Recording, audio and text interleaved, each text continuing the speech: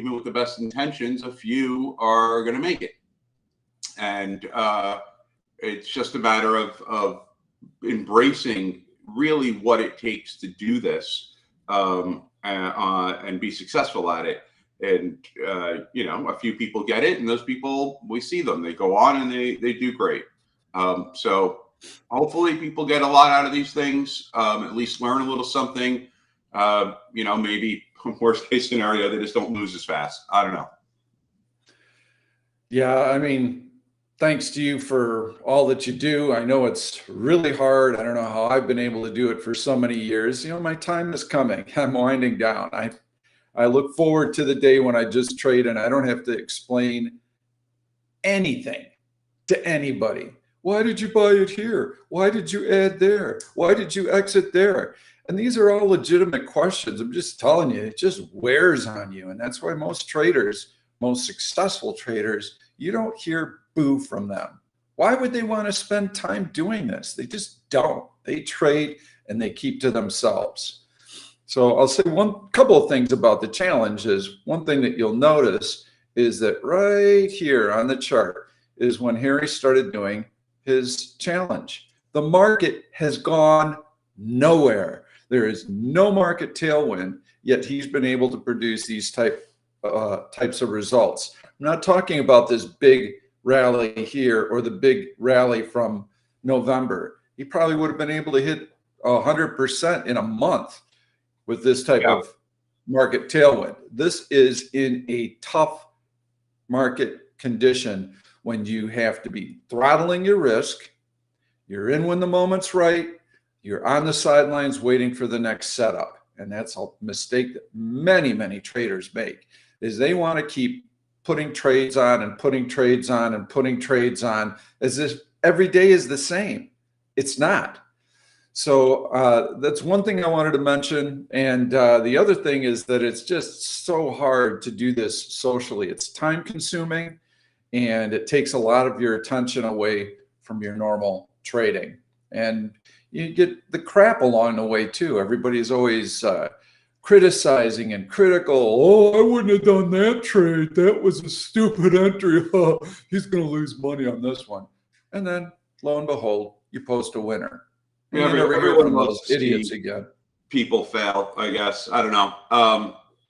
It is what it is. But yeah, you know, I wanted to pick a market. You know, we were kind of towards a market top area where we had a nice bullish run, but I didn't want to do a challenge like this and then be like, you know, well, you know, can you do it when the market, you don't have a market tailwind? So we are doing it without a market tailwind.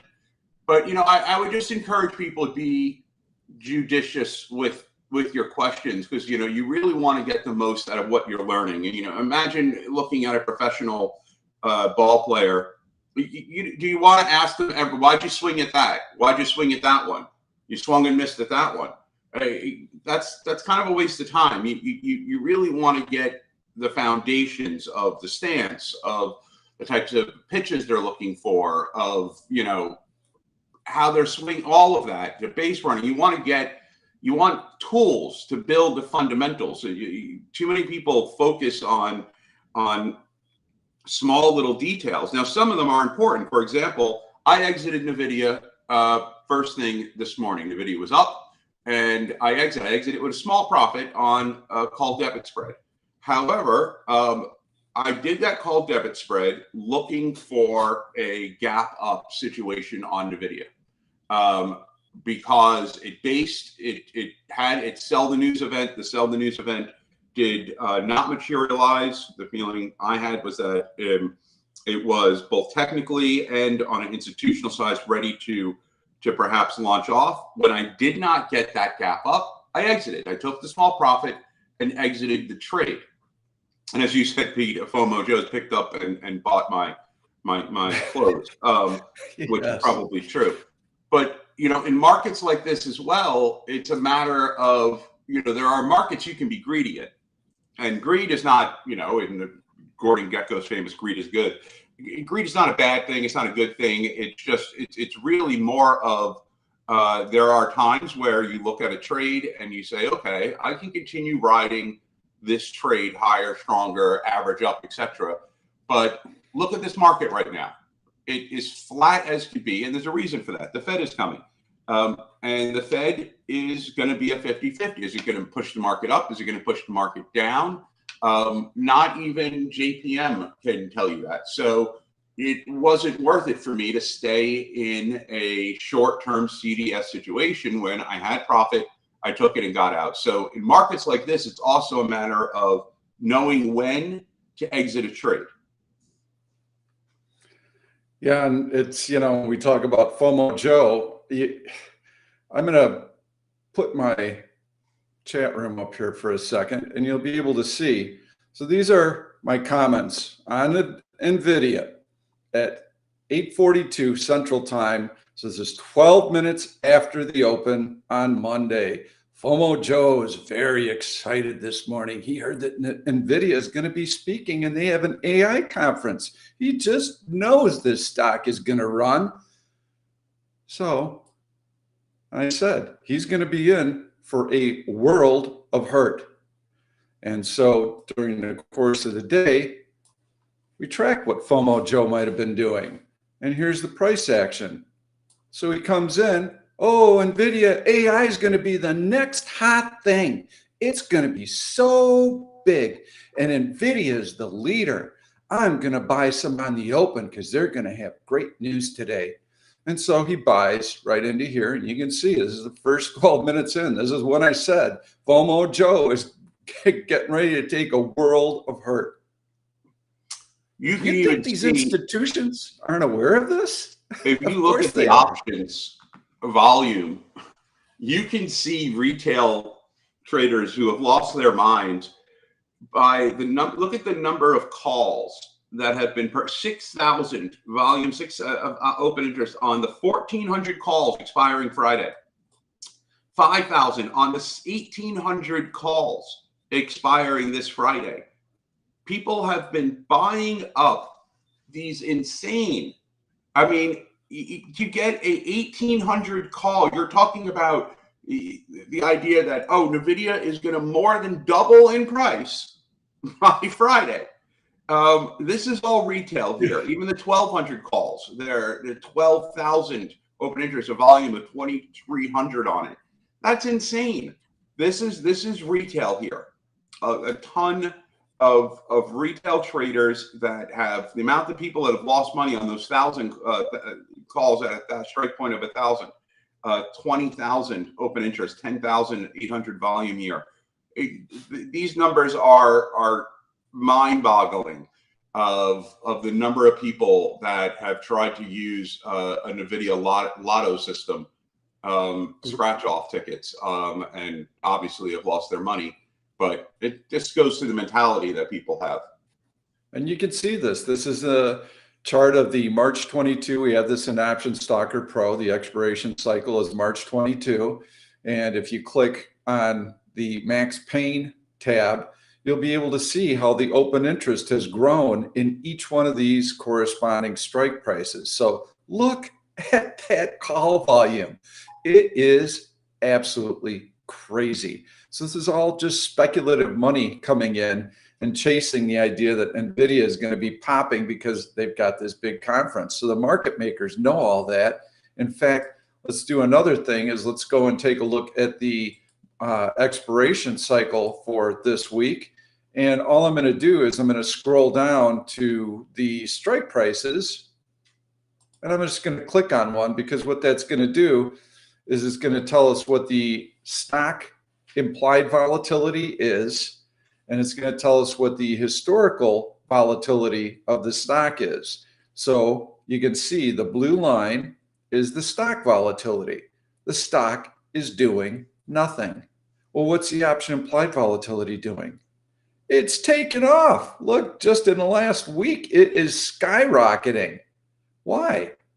Because of the conference and because there is a chance that maybe Nvidia is going to be talking about their future products. Of course, that's what they're going to do. That's why they're having the conference. So if you think that the market makers aren't aware of this, they are. even with the stock flat, when you start seeing option implied volatilities go up, it tells you that something is going on and that you need to investigate it. You'll see this before earnings announcements. Those are scheduled, but it could be patent litigation that's going to be resolved. It could be clinical trial results. You don't know that that's going to be released, but if you're going to be trading these options, you should take a look and see if the option implied volatility is starting to spike when the stock is flat. If it is, it tells you that something is going on. Those option premiums are not there by mistake.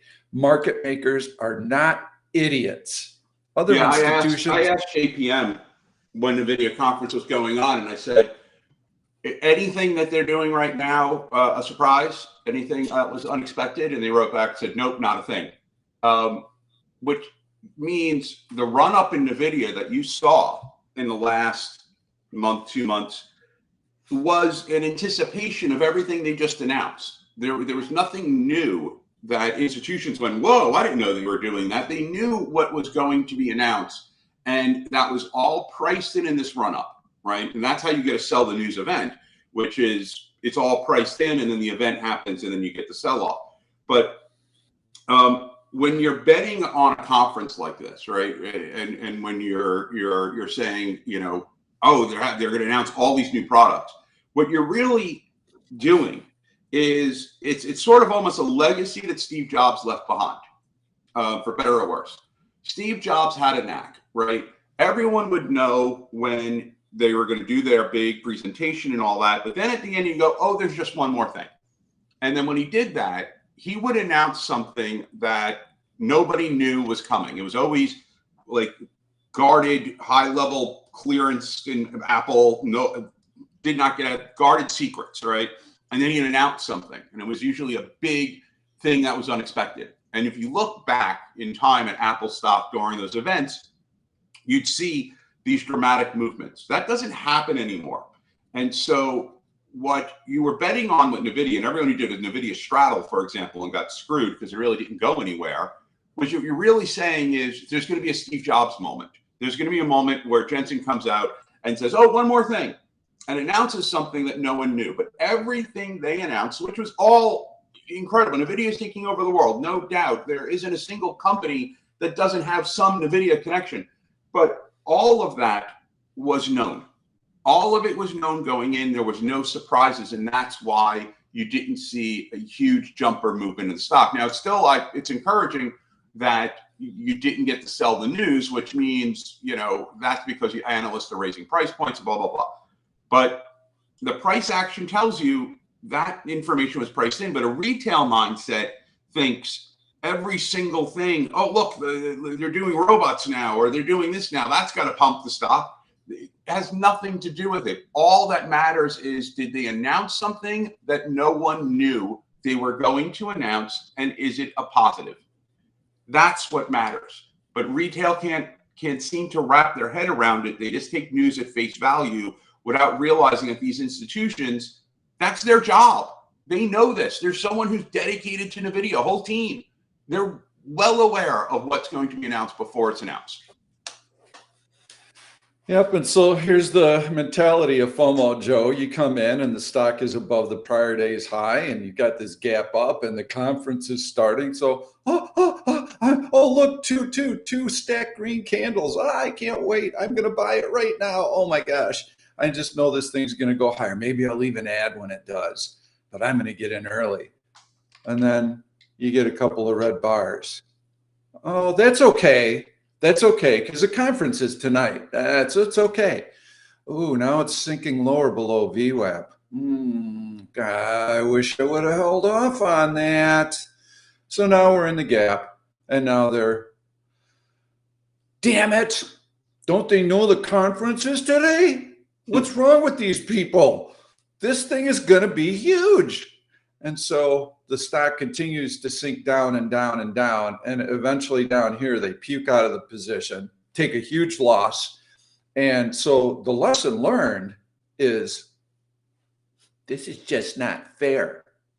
This game is rigged by institutions. How is anybody ever supposed to make money doing this? Well, the way that you make money is you stop thinking like FOMO Joe and you start thinking like the institutions. That's what you have to do. And you see what institutions are doing in the price action. That institutions are one of the only ways that these stocks, which have, floats of hundreds and hundreds of millions of shares, these stocks don't move because you bought an at the money call. These stocks don't move because you grab 10 shares. These stocks move because Goldman Sachs or JPM decided to take a portion of this bucket of cash and move it to here. And part of it went to Nvidia, part of it to Apple, and so on. And that's what moves the stock. You can see what institutions are doing by looking at the chart, because every tick on that chart right now on Nvidia, on Apple, is because of institution buying and selling.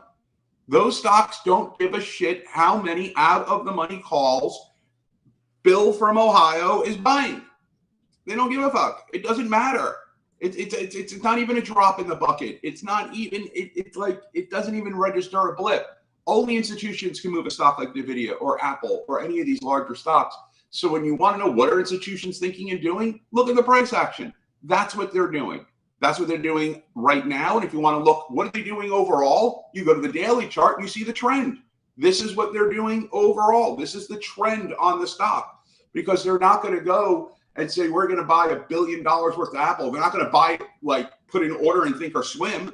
They're going to put it over days, in chunks, in time. They're going to buy that stock, and you will see that run up on the daily chart. That's what technical analysis gives you. That's what price action gives you, an insight into what smart money is doing. Yep, and so I do have the D1 of Nvidia up, and so I like what I see. I mean, the stock has made a really nice run up here. It's starting to compress. It's starting to congest. We've got all of these inflated option implied volatilities, everyone waiting for the big news event that never comes. So those option premiums are going to start to collapse. If today we get a negative reaction to the market for the FOMC statement, and we'll shift gears and talk about that a little bit, and the stock pulls back at all, even to this AVWAP E, maybe a little bit lower, I'm going to be looking to sell out of the money bullish put spreads on Nvidia. The fact that it's been able to run up so high and hold all of these gains tells me that long term, this is a company that you're going to want to own. You don't have to rush in right now. When we get these compression breakouts, that would be a sign that, okay, buyers are back in, the supply has been worked off, which there is supply. People that bought here are interested sellers here. That's what's keeping a lid on it, okay? Once that selling pressure gets worked off and buyers are still wanting to own more shares, you'll get the next leg higher, but you have to wait in here. So let's talk a little bit about the market, and you can see how we've had this big move higher, and now that upward sloping trend line is still intact, but we're starting to see the momentum wane a little bit. We've got these gaps in here and these pockets. We have more red candles in here. It's not bearish.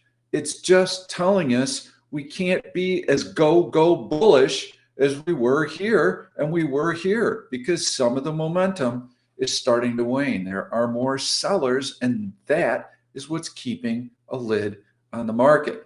So my take, and then I'll ask you what your take is on the Fed today. My take is that this is probably going to be a great big nothing burger. The Fed has been very vocal that they're not going to cut rates anytime soon. They have not put a timeline to it. I think July was what I had heard them maybe hint at, and that was Powell. June, 70% chance of a Fed rate cut priced in by the market.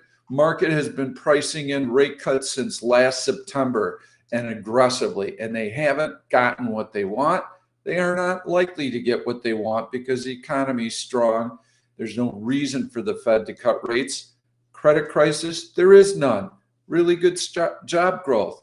So I think what's happening here is we're seeing some of this compression because those buyers realize that they don't need to rush in and buy right now because the market's not smoking higher, and they're hoping for a dip, just like I am.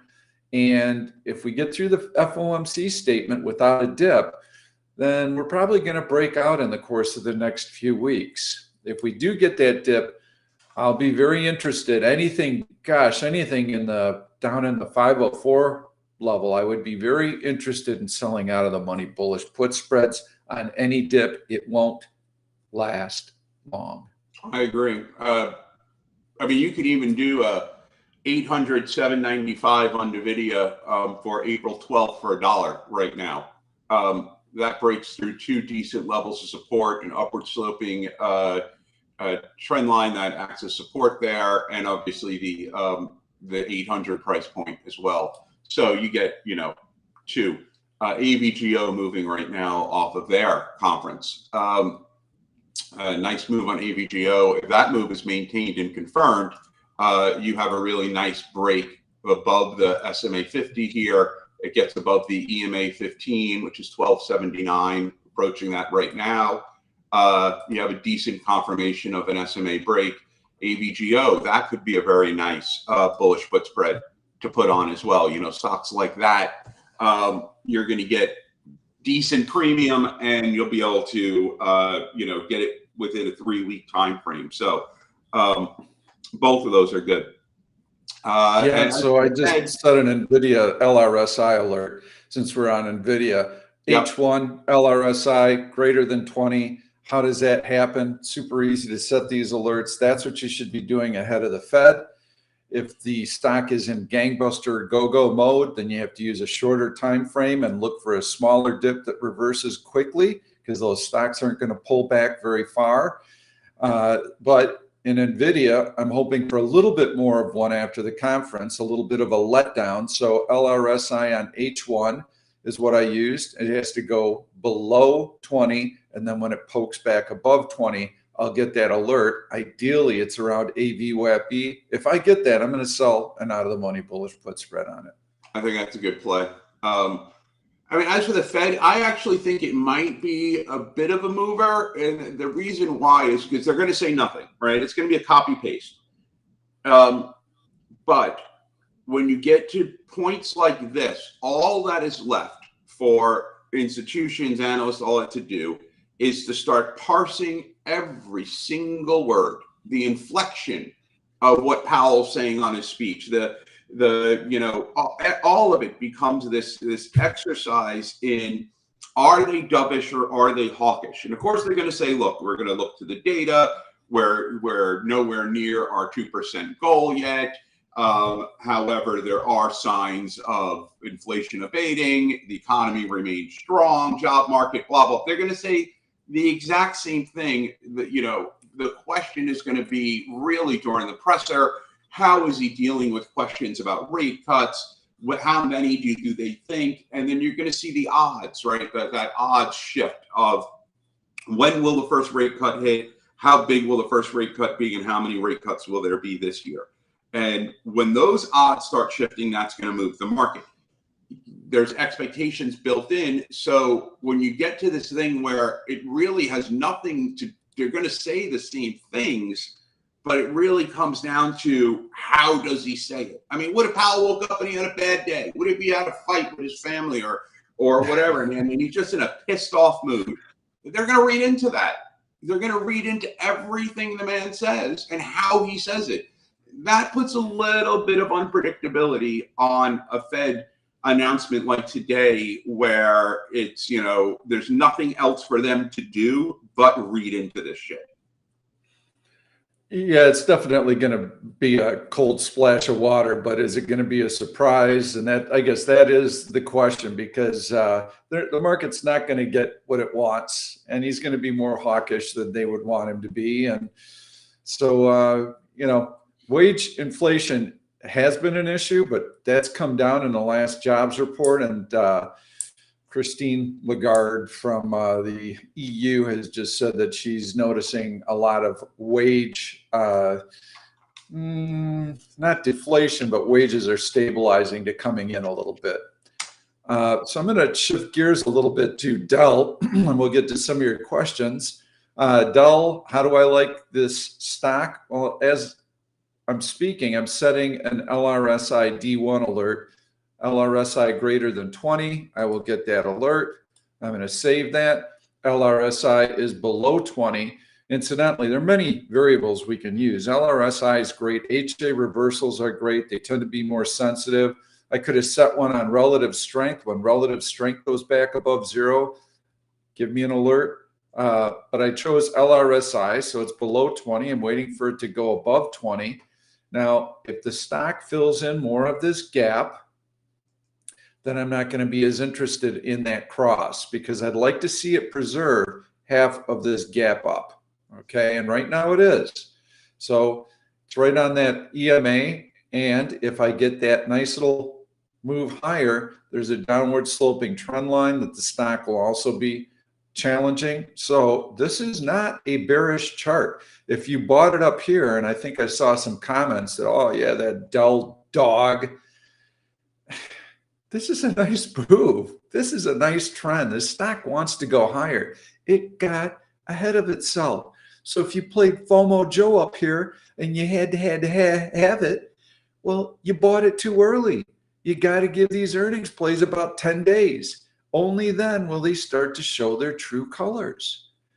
This stock is starting to show some support. I'd love to see it start moving higher in a little bit of a market pullback. That would tell me that buyers are interested at this level and the stock is going to continue to go higher.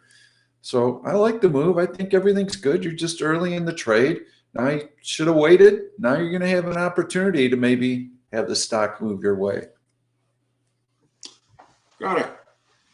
Kind of a strange question here. I don't know. I get it. What do you think about SPX/Fred WM2NS for calculating how much of the available money is entering the market? And what I'm gathering from that question here is you're referring to the S&P 500 and you're referring to the Fed Reserve database, which is, I think, out of St. Louis. And you're basically saying M2, it stands for the measure of money supply, including cash, checking deposits, convertibles, blah, blah, blah, that is available to go into the market. You're looking at a ratio of calculating how much available money is entering the market and how much liquidity or monetary value is flowing into or present in the stock market relative to the overall money supply and blah, blah, blah. I mean, look, can that be an interesting gauge? I guess, you're looking at, you're trying to figure out if the stock market valuation and the money supply can give you some insights there.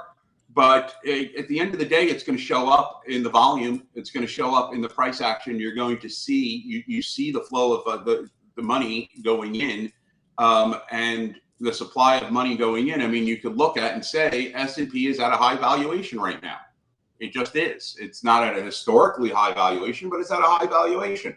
And given that it's at a high valuation, there is a choice of investors where you either let the market grow into that valuation, and how does that happen? That happens with good earnings, and as you get good earnings, the market grows into that valuation, or you are projecting that that while at the moment it's overvalued, but in a year time from now it won't be, so you're going to get in earlier.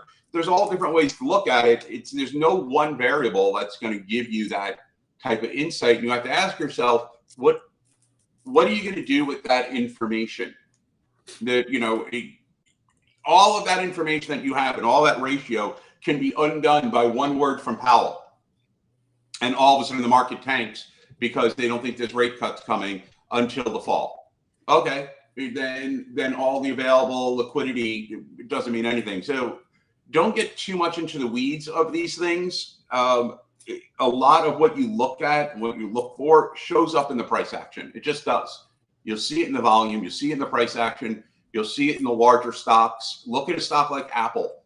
The fact that the market has been able to move higher and maintain it at its currently pretty high rate, close to the all-time high, while Apple has been depressed, in and of itself is an impressive feat, because Apple actually is the largest component of the S&P 500. So doing it without that stock, that tells you that the Nvidias of the world and all that are pushing up the market. All of these are intangibles, all of these, and the farther you get removed from price action, the farther you get removed from looking at the technicals, the more you get into a situation where you're trying to interpret things that you might not be qualified to interpret. 100% agree with not playing junior analyst. And if you watch Bloomberg or CNBC, you're going to hear lots of these gurus and economists out there. They couldn't trade their way out of a paper bag, quite honestly, but they're going to give you all sorts of reasons to be bullish and bearish. Money supply, I'm not saying that it's not important. It's important when institutions deem that it is important. And so a great way, who's affected by money supply? Well, I would say that banks would be pretty impacted by money supply. That looks like a pretty nice tight pattern to me on XLF. Look at any of the big banks like JPM. Yes, I think they are just fine with the current money supply. When this chart changes and we start seeing long red candles, then we can start worrying not about money supply, but about whatever they happen to see. As banks, I mean, this is all money. It's liquidity plays a huge part in the market, and it is the oil that lubricates the economic engine. So yes, it's important, but we don't need to bog ourselves down with that type of information. We just need to watch price action. When it tells us that we should be more cautious, we get more cautious. We don't try and question why. By the way, because I always say if it's shared with me, I will share it with everyone else, so I don't have any type of unfair advantage or not. This morning, JPM is trying to encourage me to do a straddle on Nike earnings, and we don't encourage earning plays at the 100 strike, because they are very confident that Nike is going to outperform the projected 7% move off of earnings. And so they are advising, just so you know, and if you see volume there, their clients to go into a 100 strike straddle on Nike earnings for Thursday night. I'm not suggesting you do that. In fact, I encourage you not to do that. But as usual, if I have that type of information, I don't want to be the only one. Yeah, and it's interesting, if they're bullish, why aren't they just telling you to buy some calls? I know. So the fact that it's hedged tells me this morning, which obviously would have been, would have been a good idea. But I responded that I'm not touching the spawn of Satan's stock, no matter what you tell me to do. Obviously, Boeing's going up, and it's a self-fulfilling prophecy. Part of the reason Boeing's going up, because I guarantee I'm not the only one they told to buy Boeing this morning. They probably told every single friggin' person, buy Boeing. And look, people are buying Boeing. Shocking. And then more doors will fall off, and then all of a sudden the fucking thing will drop. I've had a question on Amazon, so let's take a look at that one. And it's compressing right in here. It doesn't offer me anything to really look at. So you set alerts above, you set alerts below. If it gets out of that range, I'm interested. If it stays in the range, I'm not interested. Well, what about selling a out of the money bullish put spread? It's compressing. It's not going anywhere. Well, I'm not going to get much of a credit because the stock hasn't gone anywhere. They're sucking the life out of those premiums because it's roadkill. I mean, this thing has been run over with a steamroller. So I wouldn't do anything with Amazon. GPS? Yeah, that's what I want. So when Amazon does this and it breaks out of the compression, this is what I want. This is what I will trade. And if it comes on volume, I know the institutions are behind it. Got a question here from Weston. I'm new to this. I've been following along with our challenge. Thank you. Very much new guy to this. What are you using to find stocks that you were deciding to make these these trades off of. Take a look at your screen. You see option stalker there? That there, and you know, as people know, I do not shill for shit. I do not, but I mean, if I use it and it works for me, I'm going to recommend it. You're not going to find a better scanner screener for stocks than the one that you see on your screen right there. You have all the ones that are built in there on the left-hand side, but then also you can do your custom searches. You can find out, relative strength. I mean, the notion of relative strength is built into the system. So that is where you should go to find your stocks. By the way, ALAB just opened, and that is an IPO, which I got in at 36, and I am selling it at 53. So there is some benefits to being with JPM, I guess. I'm going to go ALAB. ALAB, okay. Just IPO'd. I got issued my shares this morning at a price point of $36. And you bet your ass I am selling it right now. And that is, by the way, you know, there are certain things I always say that are built in that are unfair. Most of these conspiracy theories are just total bullshit. Forget it. But there are very tangible unfairnesses built in. For example, I had access to ALAB last night. They called me at like 6 at night, pick up the phone. Do you want shares ALAB? It's going to IPO. Great. I took it and I got it at $36 this morning, and now I'm selling it at 53. Okay, well, that's $17 gain per share. That is an advantage, no doubt.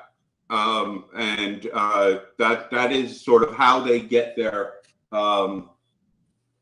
customers. That's how they keep their clients, by doing stuff like that. So either way, just sold it $53.13. Thank you, JPM. I'll take it. So I had a question on, do we look at the Greeks when we're trading spreads? Absolutely.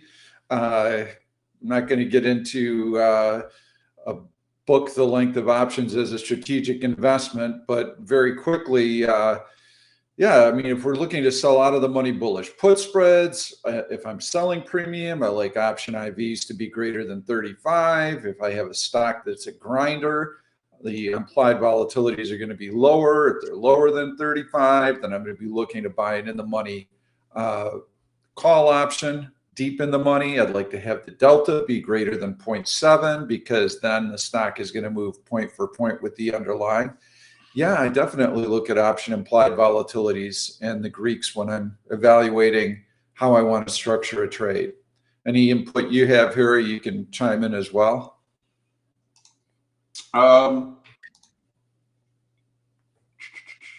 What was the question, Pete? It was just of what importance do we put on the Greeks on the options trades that we do? I mean, look, I place importance. Most of the importance I put is on IV, right? I mean, obviously, I have rules of I'm going to take in the money calls, usually 0.7 or 0.8 delta. I tend not to go below that. You know, you got to think, the farther you are away from a 1 delta, the more you are paying for the privilege of having the option, right? You're paying a premium on top of it. So the closer I can get to a 1-to-1, stock moves a penny up, option moves a penny up, the better my leverage. And that's the whole point of options, is to have leverage, right? To control 100 shares per contract for less than the price of 100 shares. And the more premium you pay, the less leverage you're going to have. So I'll go into for a high delta, but IV is really, for me, a big indicator. If I'm doing a time spread, if I'm looking to do a straddle, you know, particularly if I'm looking to sell puts or buy options, right? And if you are in an environment where you have high IV, you selling puts, well, you're getting a inflated price, you're getting a good price. But that high IV is also there for a reason. It means that your probability of those puts coming into play and getting assigned is higher. So, you know, you got to weigh the pros and cons. let's see here. I have, do we ever consider doing a show like Trader TV Live? That would be awesome. Yeah, sure. Why not? That would be fun. Can you guys share your I got it moment with trading from Adam? I'm confident I'm at the point I got it, at least from a technical perspective, but not capitalizing. How did you start to really make money? I mean, it's a question I think that I probably get almost the most. That's a non-technical question. I mean, obviously, like if anyone's read my story, when I started, like most traders, account blown out twice and all that. It didn't take that long after I decided to say, okay, I'm going to buckle down and really focus on how to do this to get it, to understand it. The mindset part of it, the part of knowing when to open a trade, when to close a trade, to add to a trade, all of that, when to not chase there's no one I got it moment. There's just a moment where I start becoming consistently profitable, and then I start becoming better and mindset becomes better. And then eventually you reach a point where you can expand your trading. That's what the Wiki 2.0 is going to be about that I'm writing now, which is sort of expanding your trading and expanding it beyond just the technicals. But there was no single eureka moment. It was just sort of, it's sort of like when you start playing poker or chess, you got the rules, you know how to play. It didn't take you long to figure that out. But how long did it take you before you began to win consistently? If you ever did, that's a different story. And chances are it was a process over time. Yeah, I'm going to leave it at that because it's been the same for me. It's been many I got it moments, and you get your arms around it at first, and then you start getting a better grasp and a better hold on it and a better hold on it to the point to where, at this stage, it's like for me wringing the last drop out of a wet towel. You just keep refining it and refining it. And that's why Option Stalker is what it is, by the way, is I trade the system. I built the system. I built the software. I'm always looking for ways to improve it. I never stop. I love this stuff. So I did want to say something because there's a question that came up. Hey, why don't you guys do a day trading challenge where all you do is day trade, none of this swing trading stuff? Well, guess what? It's already been done. And I'll give some kudos to Harry. He started RealDayTrading. You'll see the page here on Reddit. If you haven't visited this site, you should, because he's also had many articles in the wiki. And that's one of the requests, is that before you ask questions, please read the wiki. Hundreds of articles. He took his own time and effort to put this information out there and ask for nothing in return. But as I recall, Harry, about 2 years ago, when you did your first challenge, it was a $30,000 account and it was only day trading, and he doubled it in like a month. Well, yeah. Then all of a sudden we started to hear, well, that's not really fair, Harry, because I only have $5,000 and I can't trade a $30,000 account, and I have pattern day trading rules I'm restricted by. So that's why he's done smaller challenges. But go to this Reddit. It's awesome. It's all there. I mean, I remember 2 years ago, there was a time I was making 17 to 20 trades a day. You see it all there. I had my, at the end of the day, I list out my positions. I have like 25 positions at the end of a day. I mean, it was, some of them were bullish, some of them, it was all over the map. But a majority of them were day trades. And you can go back and you can see that's the thing. I mean, there's been very few trades. I mean, almost every single trade I have made in the past 3 years or so is online. You can find it. It's there. The date, the time, the exact trade, the position size, all of it online right there. Go back, you can then look at the trade, look at the chart and see what I did and why. Are they all winners? No, but a majority of them are. And, so, yeah, that's it. I mean, what you should be doing, I mean, one of the things I did that helped me when I was learning was using paper trading, right? And Thinkorswim has an excellent paper trading platform, but there are many out there using paper trading to run through all those scenarios. I'm going to see if I can do this with the win rate and the profit factor, only day trades. See if I can do this using only options, only shorts, only longs, only spreads, only bullish put spread, only go through every single iteration to find out where your weaknesses are. Journal everything. Put everything in a journal. Look at it. Study it. This is, if you want to make a career out of it, this is what you should be focused on. You know, and there's so many tools. Hell of a lot more tools, not to date Pete here, but a hell of a lot more tools than when Pete was coming up, faxing in order. So you have the tools right now that to do things that people wish they had. Use those tools, use the journals, use the paper trading accounts, use all of the real-time information you get, these scanners, option stalker, all of it to learn. Because by the time you're done, you should be able to say, I did it in every iteration, day trading only, swing trading only, options only, stock only, all that. And every single time now I have managed to come out with a 75% win rate and a profit factor over 2. It is like muscle memory now. I am confident now I can put money in this account and duplicate that success. That's what you need to get to. All right, so I've got, I'm looking at a couple, I just started looking at a couple of stocks here, and this is not going to be my pick today, but I like DKS, and you can see how it's had probably about 5 or 6 days since earnings, and it's been able to hold all of this gap. Could you sell an out of the money bullish put spread with a couple of weeks till expiration into that gap? I mean, it's held it beautifully. I think this stock's going to continue to move higher. And so I went out to the April 5th. So that's about 2 weeks out, 2.5 weeks out. And I started to look at some of the option spreads there. And so the 210, 207.50, you could get easily 50 cents for. Well, 45 cents bid offered at 90. I can probably go out one strike further than that. So I would try and work the middle of that spread. But you can see if I go down to the 205, 202.50, it's 15 cents bid offered at 60 cents. We get a little bit of a pullback on the FOMC statement. Sure, I would look at something like that because it puts me all the way down in this gap, which we've already seen has held very, very nicely.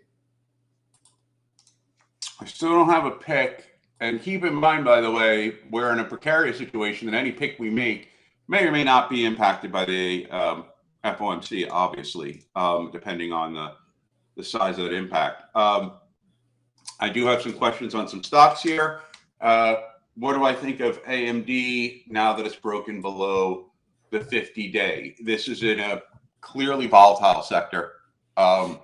And when you have a sector that is as just jerky as this, right, and so news sensitive, you want to increase your standard for confirmation. So here you have yesterday an attempt to break through the 50 SMA. It got rejected. Now today, bam, it goes, slices right through it like butter. But for me to short AMD, and I'm not saying it will be a bad short, it may well be a good short. I would like to see tomorrow it go below the low of today. If I see that, I will take it as confirmation on AMD, and I will probably look to short the stock. So this is just something where tomorrow you take a look, and if it opens down, great. Now you're, what if it gaps down $5? Well, yeah, then you fucking missed it. Sorry. Better that than shorting it and tomorrow it gaps up $5. Now you're stuck, right? If it gaps down 5 tomorrow, then there's some serious selling going on, and it's still a good short. You didn't miss shit. You just got your confirmation, and you could still short it. So that's what I think on AMD. If it were a different stock, if you're talking about General Mills or whatever, I'd say, okay, maybe it's time for short now. But you need confirmation, on stocks like this that are very volatile. And so wait would be my advice. Any thoughts, Pete, on AMD? Well, AMD is definitely weak, so yes, I would be favoring the short side on that one. It is a very choppy stock also. And I had a question on MRVL, if you're continuing to hold it. I believe you might have been long that stock into earnings, as I recall. Has anything changed with your viewpoint on it? That was one of the questions posted. I'm still holding it. Yeah, I should have closed it. This was literally right when I was getting sick, on the way to Vegas, sick as shit. And I, believe it or not, had a fucking sell order right there, and I just didn't send it. I just didn't send it in. And by the time I looked up, it was too late. So that entirely my fault. I should have closed Marvel before earnings, and now that I'm holding it. It's not in terrible position. I mean, it's holding its own at the moment. It's not dropping with AMD or Nvidia. It's got its own kind of carved out section there. So, but yeah, I should have closed it. No doubt about it. That's one of those type of mistakes. So over the past few months, the chop days have dented your confidence and made your trade count drop significantly. That's absolutely what you should be doing. Okay. And so I can tell you that back in here, I was starting to get very cautious just because of how far we had run up and only wanting to get dips and feeling like we could go into hand-to-hand combat mode in here. And the market actually rallied more than I thought it would from this point forward. I thought we would get a little bit more of a sideways compression and then lift off. But we had plenty of opportunities to day trade from the long side. Some of those days you had to be selective. You couldn't go in if you had a big run up the previous day. You're not going to get much follow through the next day. You're going to be trapped inside that range. You're going to have a low probability trading environment. Yesterday was a classic example of kind of the mode that you have to be in from a day trading standpoint. And that was that we expected a dead day. There was nothing going on. We had a bearish 1OP cycle that kind of ran. We found support. We had a double bottom higher low in here. We were able to get into the gap. This is where I started telling everybody in the chat room, okay, I'm not jumping up and down with excitement here, but this looks like a pretty good place to start taking some long positions. And if we can get into the gap here and advance, then you start adding to your long positions. Now, if we can get back to the prior day's close and you're starting to grind, okay, you can add some more here. By the time you know it, what appears to be a really dull day that's going to be forming ahead of the FOMC turns out to be quite a nice day. And so you keep adding to your positions when you have confirmation. What does that mean? That means that you have very little retracement. You run up, you compress. Another leg higher, you compress. There's no big selling pressure. Whap, whap, whap, whap. No, you don't see that. Well, the reason you don't see that is because buyers are supporting this move. And every seller that comes in is met with those buy orders. And that's why you don't get those red candles. And that's what tells you you're going to be moving higher. So once you get through the compression, yep, you start buying in here. All right, next leg higher, next leg higher. Turns out to be a nice day. So you have to be very selective. In here, we could be really aggressive coming out of this. We had a nice downward sloping trend line. This is a trend reversal to the upside. Gap, gap, gap. Yes, gaga, we're all over this. Oh my God, relentless buying. Super long in here. Hold your swing trades overnight. Plan to have them on for a couple of months. Any dip is going to be brief and shallow. If you've watched any of my videos or read any of my articles, I mean, I've been very, very vocal about this. And so we got this kind of blow off in here. And this is where we had to start being more cautious. So yes, this is a time to start kind of peeling back and really picking our spots and waiting for some of those dips. So a couple questions here. PLTR, someone wrote, it looks like it broke a trend line from 3.7 in a daily. It looks like making higher lows and lower and highs. It didn't break a trend line from 37. There isn't a trend line there. One, your angle is too sharp, and two, it didn't break it. The trend line on PLTR that you should be looking at is you connect the bottom of the high volume candle on February 7th, almost touches 221 there, and then it just kind of comes in acting as support here on 315, 318, briefly breaks through it on 319, and today again it's support for today. But I don't see anything in PLTR at the moment that I would be excited about. So until it gets above 25, I'd hold off on it.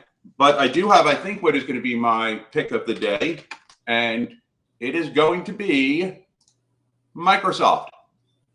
Microsoft, and this is caveated to the FOMC, right? So there's a reason why I'm saying Microsoft's my pick of the day, but I'm not jumping in Microsoft right now because I'm going to wait for the FOMC.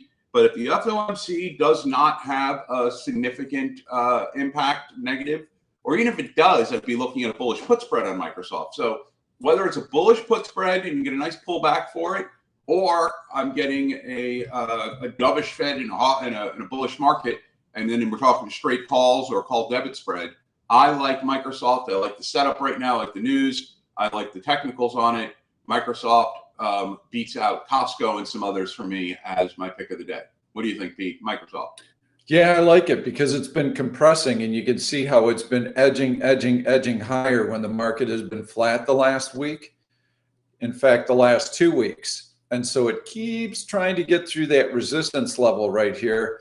And so to explain your caveat, number one, we want to see the market break out through this horizontal resistance level. It could do that after the Fed, so we don't have to wait long. But if the reaction to the Fed is super bearish and we get a long red candle followed by another, hold off, okay? You know, Microsoft is a decent stock, and it's one that you want to buy. You want to get long. So as soon as the market finds support, it's back on your radar and you're interested in it. And during that market decline, if it just hugs this high, that tells you 100% for sure, as soon as the market finds support, this baby is gonna go.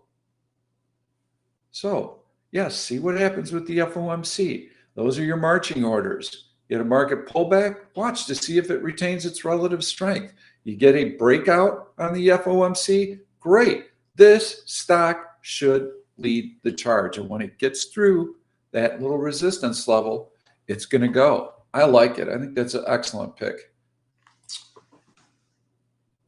That is, yeah, that I think it's primed. Got an interesting, couple of questions here. Hi, Pete and Harry. Thanks for your contribution. I have some optimism for the future. Hey, great for you. I mean, I don't know what if you're looking at the world, then you may be a little delusional. But if it's your personal optimism for you, you know what? Nothing but happiness. I'm stuck with Pfizer shares bought at 26.02, considering selling covered calls at 28. What is your opinion? Well, one, you're not stuck with them. You're in profit. You got it at 26.02. It's at 27.63.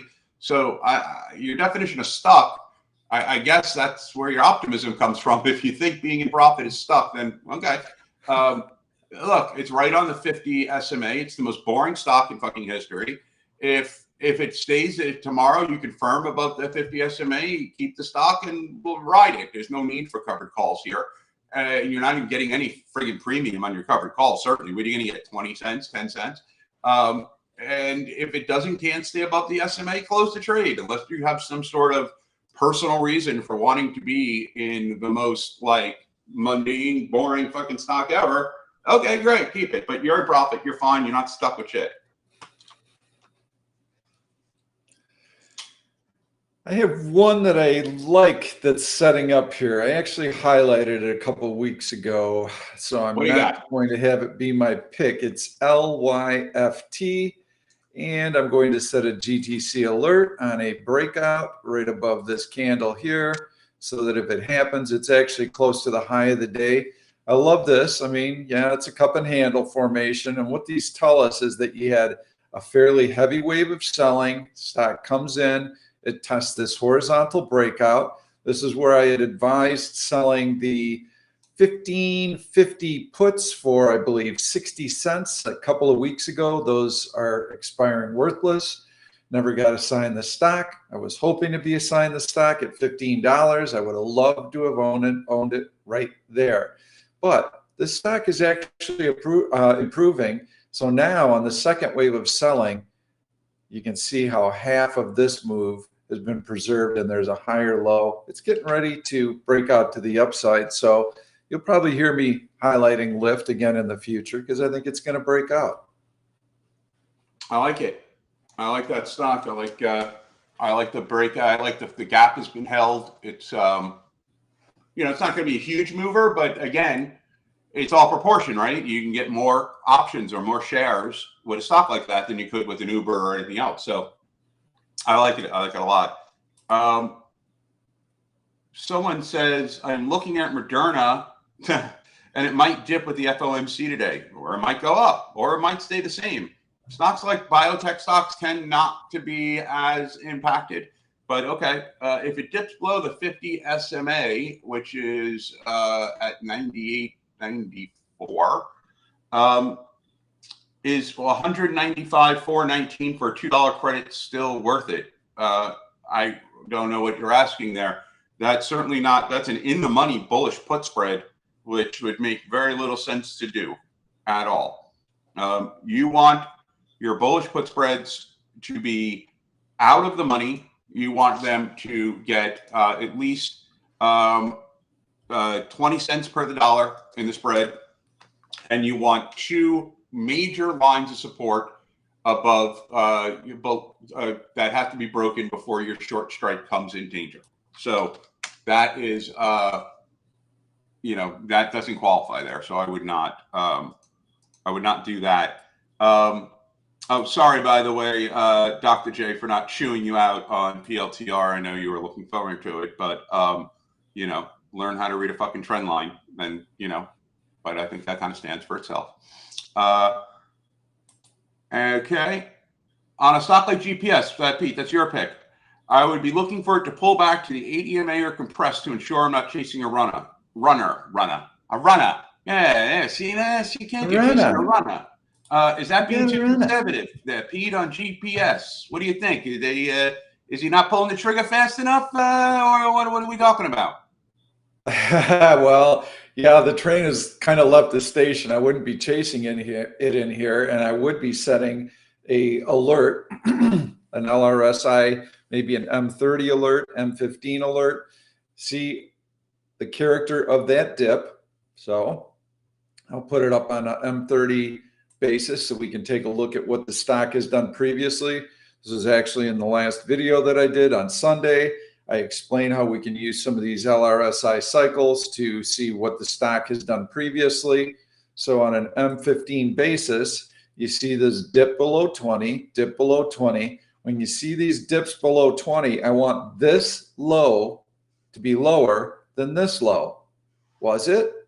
Well, that low happened here. That low happened here. So yes, this would be a good buy signal. So what I'd be looking for is when you get this LRSI dip, you want it to be brief and shallow. You want most of these gains in here to be preserved. If they are, then buying that LRSI cross is going to get you in on a dip and you won't feel like you're chasing. Using an EMA 8 can also work. Sometimes if the stock has a lot of momentum, you're not going to get that pull back to that level. It may only touch it. But yeah, we're starting to distance ourselves from it. So in the spirit of a market that's not going anywhere right now, yeah, I'd probably be looking to take some gains on this, not the whole position, but take a little bit off, depending on what the FOMC does. You get a nice breakout, you can hang on to it some. If you get a pullback in the FOMC, then you should probably scale out of the position and look to maybe re-enter on another dip. All right. I'm getting in on the Reddit IPO. That's going to be fun. All right.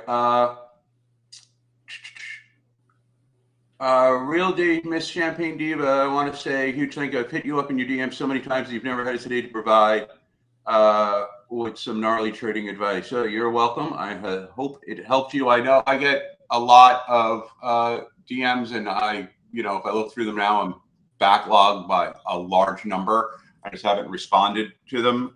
So if you have sent me something and I haven't responded, just send it again, get it to the top of the thing so I can see it.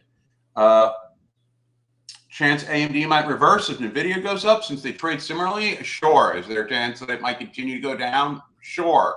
I wouldn't, what are you going to do, a pair trade or something on this? Don't. You know what? Nvidia is in its own class right now. And the question for some of these other chip makers is, are they able to kind of carve out their own identity separate from Nvidia? Because the problem is the moment they do that, Nvidia sweeps in and goes, oh, you want to make bespoke chips? We'll do bespoke chips. Oh, you're going to focus we'll focus on game. And they get crushed, right? So, but they are getting kind of swept up. And some of this is being swept up into these ETFs as well. It's very tricky, but I would not start looking at these sort of correlations on like a pair trade between AMD and Nvidia. It's just not a thing to do. I'm one trade error away from consistency, a mindset issue, struggling to accept the loss, knowing what to do but unsure how to implement. Is taking my time the only solution? Practical exercise I can do? Why don't you start on that one there, Pete? Sure. Struggling to take a loss, this guy. Or so the one thing that I do when it comes to losses that's helped me is I can pretty much tell by watching the price action of a stock if I'm in at a good price or I'm not in a good price. And the way that I do that is I start watching what the stock is doing relative to the S&P 500. And I'm going to go into 5-minute charts on both so that I can show you tick for tick what I mean. So when you start getting into these red candles on the SPY, for instance, and this is when a stock would normally start to see some weakness. Okay, great. Well, look at this stock. It's ticking higher. When I see this in the market and this in the stock, I get excited because I know I'm on the right side of the move. When I see this type of pattern in the S&P 500 and the S&P is rallying and it's taking off and my stock is flatlining or moving lower, that's not really what I wanted to see. So ultimately, at some point in time, you are going to see that you are not on the right side of the trade, that you are in fact maybe way on the wrong side of the trade. What you need to do is just tell yourself, I can always get back in. In fact, based on what I see, I'm going to get back in even better than where I got in the first time. And when this thing bounces, I'm going to be all over it because as soon as I get out, I'm going to take and set an alert on it. And so if it gets back to that previous price, I'm going to get back in the trade. And so the reason that this is so effective is because, number one, you're not telling yourself that you've been defeated. You're not telling yourself, oh my God, this is a shitty trade. I made really bad decisions. And you're going to exit this with a positive attitude of, hey, I'm just going to get in better. Okay, what's wrong with that? I'm getting in better? Fine. So the other thing that this does is that it encourages you to take the loss. You wipe the slate clean. This is not a reminder on your P&L that you have to look at and suffer through all the time. This slate is wiped clean, and that does damage. Every time you look at that stock and it continues to tick lower and your losses continue to mount, it's going to remind you that you were an idiot for taking the trade and you were an idiot for not getting out of it when all of the signs were telling you you really should get out. And so you put your alert out there and then you go look for a better opportunity. The better opportunity comes, you enter the trade, you're onto a completely new chapter. You don't even think about the old trade, and oftentimes it'll never even come back up on your radar. When it does, cool. Now I can get back in and have more confidence because went through its little soft patch or whatever, and now it's back on track. And yeah, I'm looking at what happened over the course of the last day or 2 days, whatever time frame, and I feel even more confident that this stock is going to make the move I originally thought it would. Also, do yourself a favor. Every time you're in a position and you think and you see all the signs that I should take the loss, right? You look at it and you go, I know cognitively I should take the loss. I can't do it. I just can't take the loss.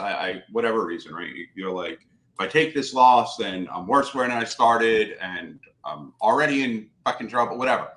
But mark it. This is the date, the time, put it in a journal, whatever it is. I said to myself, this is when I should take a loss, right here. Do that every time for all your trades. Every time you think I should take a loss, and you don't, but you think it because you see it. It's there. You're smart enough to know. You see all the pieces. You see all the signs. You know I should get the fuck out, but you don't do it. Then at the end of a month, go back and add it up. If I had gotten out every time I said to myself I should take the loss here. Now, there's going to be a few of them where you say I should take the loss, be held on, and they recovered. Great. Add those in too. All your trades. Let's say you have 20 trades there, and 20 times you said I should take the loss, right? Mark it down and see at the end of the month, what's your total? If you can look at that at the end of each month and go, if I had listened to myself each time I said I should take a loss, and you clear as day, you can do it month after month after month. The statistics are right there. I would be up, my account would be 20% bigger, 30% bigger, whatever. If I just listened to myself each time, and you still don't, then you have a serious mindset issue going on there. But first, do that. I'm not expecting that all of a sudden you're just going to start taking losses and get over the mindset. But you need to see it. Mark it down every time you go, I should get out of this trade. Mark it down. And then at the end of the month, add it up. See how much money you would have saved yourself if you listened each and every time to that voice in your head that's telling you, I see I should take a loss. So that's something you can do that maybe can help. What edge do prop firms get from level 2 or tape that us retail traders don't? The only edge that prop firms get is the edge of taking your fucking money. That's the edge prop firms get. You are their edge. You're the dumb money going in and going, oh, I'm going to put my money in. They're going to match it. They're going to give me this. They're going to give you shit. You know, you're their algorithm for them, and you're just doing what they're no. Level 2 data, all that, leave it alone. Forget it. You do not know what orders are sitting there to try to influence other orders. You don't know shit. They don't know shit. Their edge is you. It is almost a Ponzi scheme to get your money, and they do it well. So don't touch any of that shit. Honestly. Yeah, I'll take it even. Don't touch any of them. I'll take it even one step further than that. You don't even need to look at anything shorter than a 5-minute bar. Anything less than that is just simply noise. I mean, if you're a scalper, okay, then you're in, you're out, you're in, you're out. I love it. I hate it. I love it. I hate it. And you're just doing hundreds of trades a day.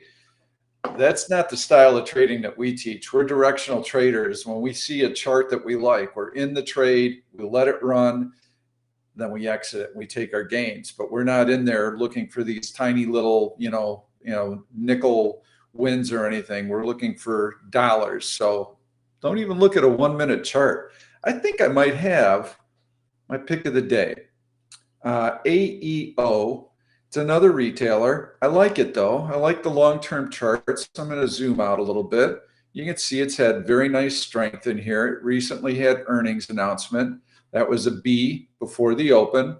And so what we saw was a big spike up on the news and then a long red candle. Wow, that's pretty daunting, So they got excited about the number. Obviously, they probably beat results. Don't know, don't care, don't need to look at the earnings report.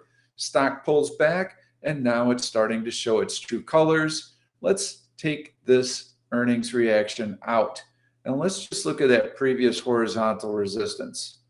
Right in there. You can see how we're starting to poke above it. You can see this nice little rally off of AVWAP-E, and through what would have previously been that horizontal resistance. I like this stock. It's continuing to chug higher. You can see today it's on a nice little mission. Wouldn't buy it until after the FOMC. Let's make sure that we know what that reaction is. I like it. In fact, to put it up there with Microsoft as a FOMC. Nicely done. Nice pick. And I also like Dave points out in the chat room, APP. Also very nice. Look at that chart on APP. We got a little bit very nice. Of a trend line here. Looks like it's just been breached today, coming off of 216. But I like this. You know, there's some I could do without some of the dojis and the long wicks here. But overall, you have a gap up on 215, and then you have a nice steady progression with decent volume up, marching up. And today you get a break of that high. Yeah, I like APP. It's a nice pick. I think both of those, APP, yep. AEO, Microsoft, these are three. You have now three great stocks with great daily charts, good price action, that if the FOMC proves that you are that these stocks are not going to be whacked because of the market in general, you have three good picks now to look at to either do bullish put spreads on, to buy the stock itself. Some of these stocks are not expensive stocks, or you get some cheap deep in the money calls. The IB isn't terribly high on them, so you have three solid picks here off of this little broadcast. That any one of those are justifiably good longs. Yep, and what I like about that APP pick is you can see this long green candle on volume right in here. So this is awesome. This is wonderful. We need to make sure we got follow through, that this isn't just hammered back right back down. Well, that's exactly what they tried to do yesterday. They tried to hammer this stock down, and what did it do? It rallied all the way back up to the high from the previous day. And today we're adding to those gains. So there's that hammering move to make sure that buyers are still there, flush out any bullish speculators, rallies the entire day, and today we're getting follow through. So these are some of the price patterns you should look for. Any other questions that we have to get through? A couple here. How do you sell covered calls in your stocks? Can someone choose to sell that? I mean, I don't like selling covered calls generally. If you have a long-term position and you want to sell covered calls above a resistance area, something like that, and get a little extra income on it, fine. But in general, for trading and short-term trading, I wouldn't use that as a method to do it. Of course, we have a troll here. Nice trading challenge. You should be embarrassed. Yes, an 80% return in a 2-month period of time is very embarrassing. Getting to $21,000 off of a $12,500 account I hold my head in shame on that. So absolutely, you're right. Unless you're Dave W, who averages less than 1% return per trade. Yeah, that's a great way to troll. Let's attack someone who's got like a 94% win rate on his trades and has been doing this for a living for, I don't know, 20 years and is widely regarded as one of the best technical traders out there. That's a great plan. In fact, just yesterday he took profit in trade that was over close to 100% profit. But no. I'm glad that you're keeping track of these things. That's great. It would be nice if we had more intelligent trolls. Would be, at least they'd be more fun to interact with. You hit us with something that's remotely correct, and then we'd be like, damn, you got me. Like, I just love to be like, yeah, you got me on that one. Shit. But Allah's, we have people with an odd number of chromosomes that like to troll. How much harder is it trading a $12,500 account compared to $5,000 account? It is easier to do a $12,500 account, no doubt about it. A $5,000 account is more difficult because you have less room for error, or you have to do much smaller position sizes, which takes a much longer period of time. So I try to find a happy medium there. 12,500, double it's 25K. But look, a $1,000 account is going to be harder, right? The less you have in your account, the more you're going to lean towards taking those larger risks, or the less ability you have to get, if you want to get deep in the money call on Microsoft, a $5,000 account, just one contract is going to take up a pretty big portion of your total, right? But what do you do? So then you have to go to spreads. It limits the types of trades you can do, which is going to limit your profit potential there. So yeah. Okay, that's all I have here.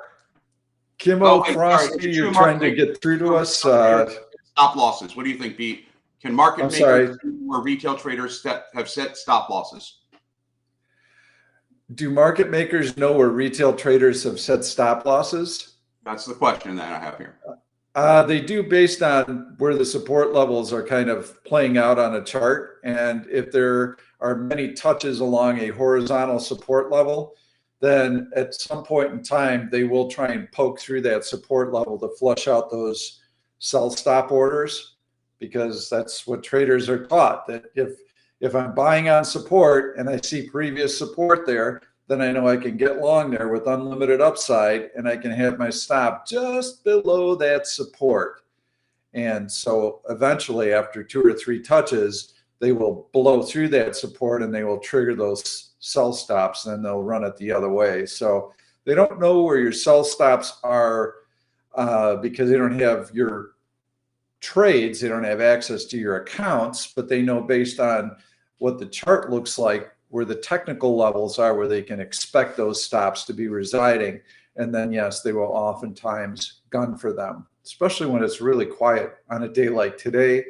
Kimmo Frosty, contact One Option through the live help support, and we'll help you get on board.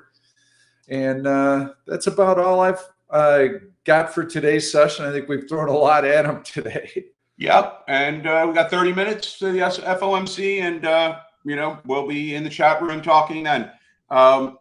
So let's. Thanks, Funk, for that final comment there.